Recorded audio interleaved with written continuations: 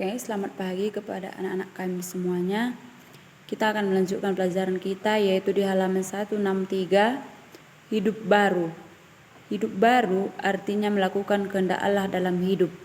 Hidup baru artinya melakukan kehendak Allah dalam hidup. Nah, sebelum kita masuk ke pelajaran kita, menurut kamu remaja yang sekarang duduk di kelas 10, apakah sudah mampu melakukan kehendak Allah di dalam kehidupannya? Apakah sudah mampu melakukan kehendak Allah di dalam kehidupannya sehari-hari? Nah, kitab Roma 12 ayat 2 menuliskan, berbuahlah dalam pembaharuan budimu. Berubahlah dalam pembaharuan budimu. Pembaharuan budi merupakan karya Roh Kudus yang dianugerahkan pada tiap orang percaya. Karya Roh Kudus yang dianugerahkan kepada setiap orang percaya. Memang kita telah ditebus oleh Yesus Kristus, namun manusia harus terus berjuang untuk melawan keinginan daging. Dengan melawan keinginan daging yang berlawanan dengan keinginan roh, sebagaimana yang tercantum dalam buah roh yang terdapat di dalam Galatia 5 ayat 22 sampai 23. Sebagaimana yang kita ketahui di dalam buah roh, ada 9 buah roh, yaitu kasih. Mampukah kita melakukan kasih dalam kehidupan sehari-hari? Ada 9 buah roh. Ada 9 buah roh yang kita ketahui. Apakah kita sanggup melakukan 9 buah roh tersebut di dalam kehidupan kita? Seperti itu ya kan. Nah, yang pertama, kehendak Allah dinyatakan di dalam Alkitab menurut kitab 2 Timotius 3 ayat 16. Tulisan yang diilhamkan Allah memang bermanfaat untuk mengajar, menyatakan kesalahan, memperbaiki kelakuan, mendidik orang dalam kebenaran. Dalam rangka memahami dan menerima apa yang diperintahkan Allah di dalam Alkitab, tiap orang percaya membutuhkan pembaharuan akal budi. Pembaharuan akal budi. Mengapa harus dibutuhkan pembaharuan akal budi? Karena untuk kita masuk ke dalam pembaharuan itu, akal budi yang datangnya dari Allah, itu yang harus kita terima supaya pembaharuan yang kita lakukan bisa masuk ke dalam hidup baru, layaknya hidup baru yang dijanjikan Allah kepada kita, seperti itu. Nah, tanpa akal budi yang diperbarui, sulit bagi kita memahami perintah Allah yang ada dalam Alkitab. Karena perintah Allah dalam Alkitab itu tidak sembarangan dapat kita mengerti, seperti itu. Bukannya bisa sekali dua kali kita baca langsung mengerti kita, seperti itu, bukan seperti itu ya. Karena semakin banyak kita membaca Alkitab, semakin banyak yang enggak kita ketahui, seperti itu. Karena bahasa Alkitab itu bukan bahasa kita, bukan bahasa kita sehari-hari yang ada di situ. Jadi tidak heran jika ada orang yang sulit mengartikan Alkitab seperti itu, karena memang itu bukan bahasa kita. Jadi biasa memang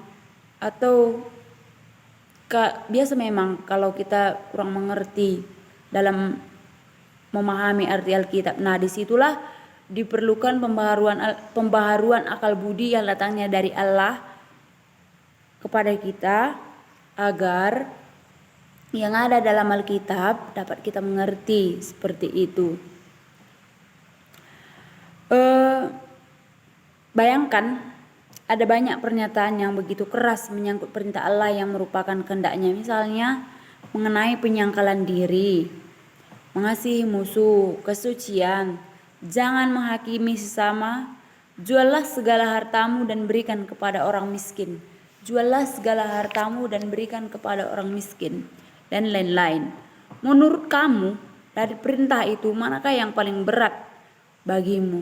Nah, jikalau kita belum masuk, jikalau kita belum mendapat pembaharuan dari Allah, maka semuanya itu berat. Semuanya itu berat. Kasihilah musuhmu. Sedangkan mengasihi sesama saja, mengasihi sesama yang bukan musuh, kadang sulit bagi kita untuk mengasihi, apalagi mengasihi musuh. Juallah segala hartamu dan berikan kepada orang miskin. Sedangkan manusia pada hakikatnya tidak pernah puas dengan apa yang dia miliki. Bagaimana dengan menjual harta dan memberikannya kepada orang lain? Suatu hal yang mustahil bagi manusia, tapi jika kita telah melakukan pembaharuan, hal tersebut tidak mustahil kita lakukan. Seperti itu. Nah, jadi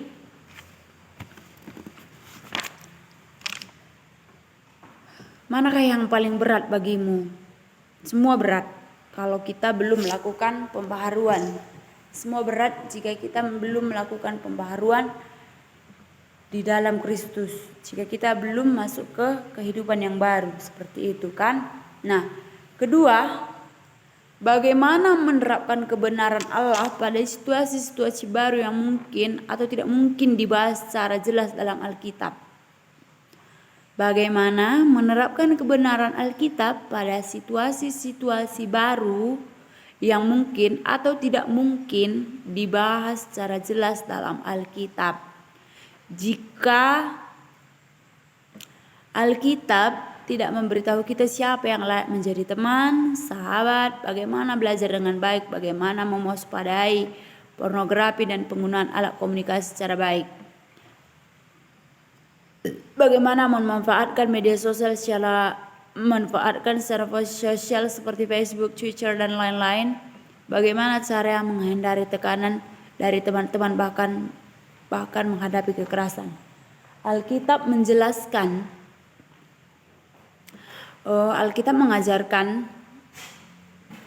banyak prinsip dasar yang dapat kita gunakan dalam menghadapi tiap situasi, terutama dalam membutuhkan pembaharuan akal budi yang mencakup intelektual, hati nurani, sehingga kamu mampu memahami perintah Allah dalam Alkitab dan menerapkannya dalam kehidupan sehari-hari. Jadi di situ kita harus membutuhkan pembaharuan budi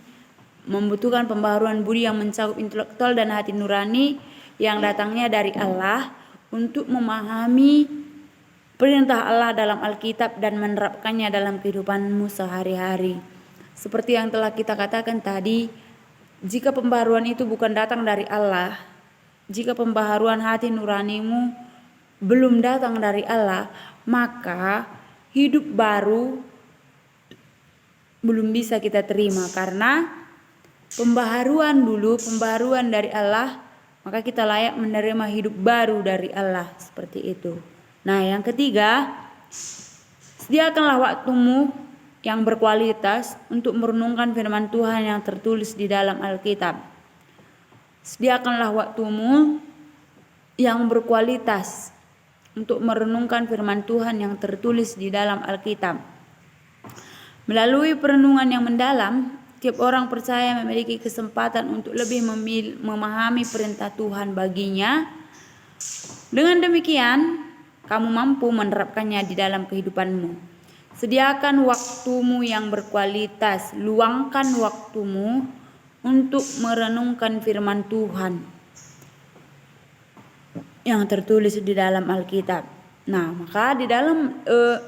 maka melalui perenungan yang kamu lakukan, kamu akan memiliki kesempatan untuk memahami perintah Tuhan bagimu. Dengan demikian, kamu mampu menerapkannya dalam kehidupanmu sehari-hari. Perenungan itu juga bisa memotivasi kamu supaya merenungkan tiap keputusan, kata, dan tindakan yang kamu lakukan.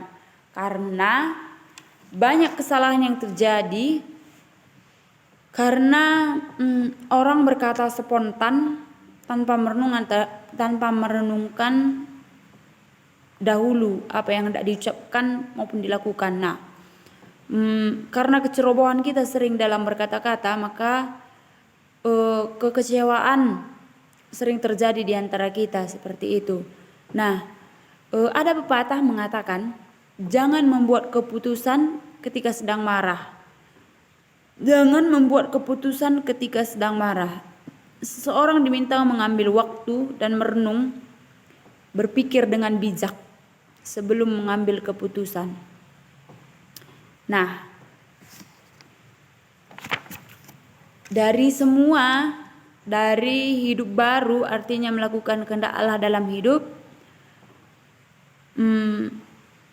Jika ada pertanyaan yang ingin ditanyakan, bagaimana itu hidup baru, atau ada yang kurang jelas, bisa ditanyakan langsung kepada Ibu. Nah, di sini tugasnya yaitu halaman 163. Menurut saya, menurut kamu, remaja kelas 10 sudah mampukah melakukan kehendak Allah? Sudah mampukah melakukan kehendak Allah? Tadi Ibu telah menjelaskan bagaimana kehendak Allah dalam kehidupan kita sehari-hari. Dan kamu juga tahu apa kehendak Allah dalam kehidupanmu, ya kan? Nah, jadi menurut kamu, remaja kelas 10, sudah mampukah kamu melakukan kehendak Allah?